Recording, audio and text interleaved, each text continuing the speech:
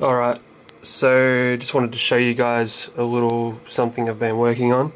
So I've got a sample that I've taken here. I've basically recorded that from my Waldorf MicroWave XT synth, which is a pretty new addition for me, so I've just been reading up on the manual and sort of getting familiarized with the whole wavetable synthesis and all that. So I've taken a sample out of a synth and I'll show you how it sounds originally.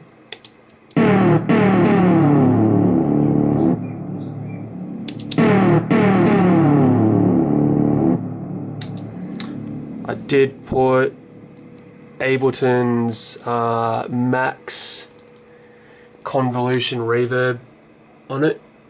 It's really nice. Like, I love the max plugins, they seem to work really nice.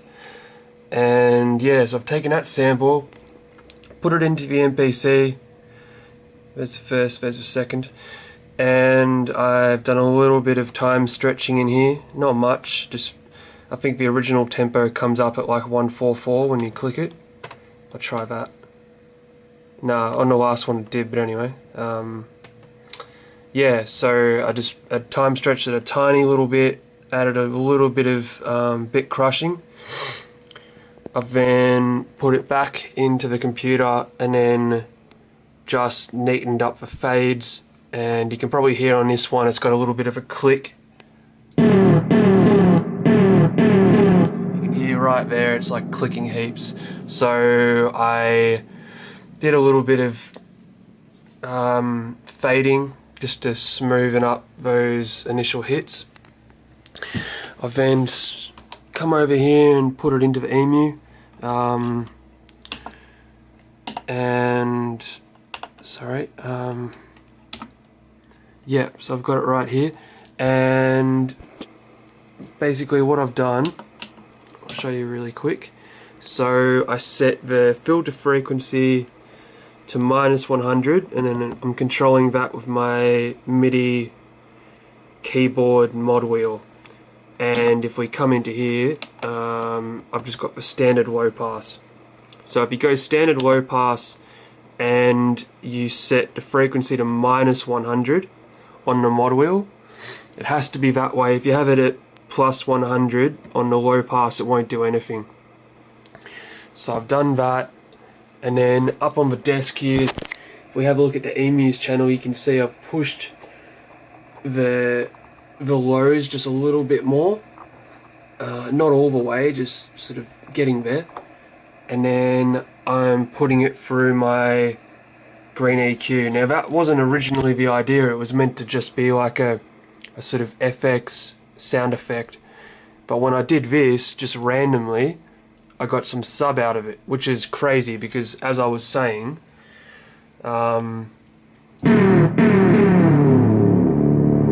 yeah, it's just a very kind of like thin sample, like there's not any sub in it, and I was trying to get it out of the XT, but I couldn't. It was just one of those sounds that, you know, in its original, like where it originally comes from, its source, I wasn't able to get that sub out of it. And I'm pretty sure I had the filter up here. If we go type, yeah, so I had it on the 12 dB low pass, which is as low as you can go on the XT. And that's the thing about sampling, like you might listen to it originally and think, well, that's as good as it's going to get, but if you know how to just tweak samples a little bit and mess around with it, you can come up with some really surprising results. So I'll show you what's happened now. So I've taken that sample, as I said, I've put it into the MPC, time stretched it, back into the computer, into the EMU. I've sampled it at 22K, I should probably mention that, so as opposed to 44.1, and then I have ended up with this sample right here, which is like it's essentially just like a mono sub coming from my green EQ unit up here. And I've set it up again just so you can actually hear how it sounds. So here we are. So the mod wheel, normally it would be in the center there, but I've got it all the way up, and if we have a listen to that, you're not going to hear that very much. Alright, here we are.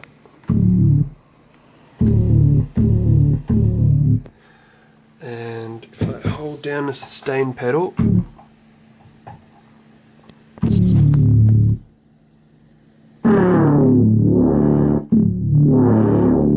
so yeah, you can see that. Yeah, so it's a really nice pure sub coming out of it. And now I didn't need to necessarily use the EQ, it's always common practice because it's a send channel on my desk, so I always see how it sounds on a kind of A-B comparison. But the top sample that I've taken, I'll show you that now. I have to turn this volume right down. Let me just test this out. Okay, so then with the top sample, I've done a little bit of messing around up here in Ableton, as I often do. So I believe the first two samples are exactly the same, and then I've got a few variations. So I've got this one right here, which is yeah, it's not quite as extended, and then I've got this sample over here which is like really time stretched and kind of sounds like it's yeah, it's got lots of decay towards the end of a sample. So I've taken the original one right here, and basically I'll show you what I've done. So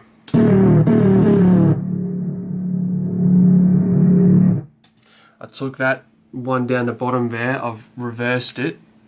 I wish I could show you now because I've consolidated it stupidly, but that sample started here, so I've joined them and then I've cross-faded in Ableton about that much of it, so that's why you don't see the sort of start of it.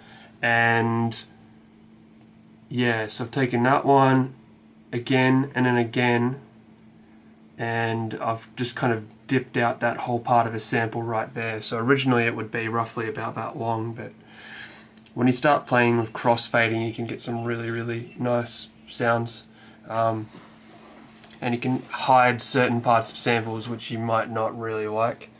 So yeah, I'll just show you this one more time just so you can hear how it sounds.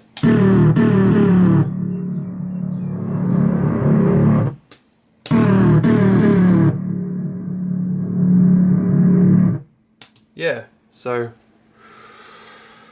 there was a lot of reverb in the original sample, as I was telling you, like from convolution, but since I've done all of this, you know, like put it into the MPC, so I kind of like faded that out a little bit as well. Head up here. I quite often do this in the MPC. It just sounds a little bit nicer than the computer for some reason, so I'll actually fade out in certain parts and it sounds a little bit more kind of like hip-hop, like, you know, like stabby. So yeah, anyway, that's just another little video showing how I do some tweaking within my various samplers and the computer. So yeah, until next time.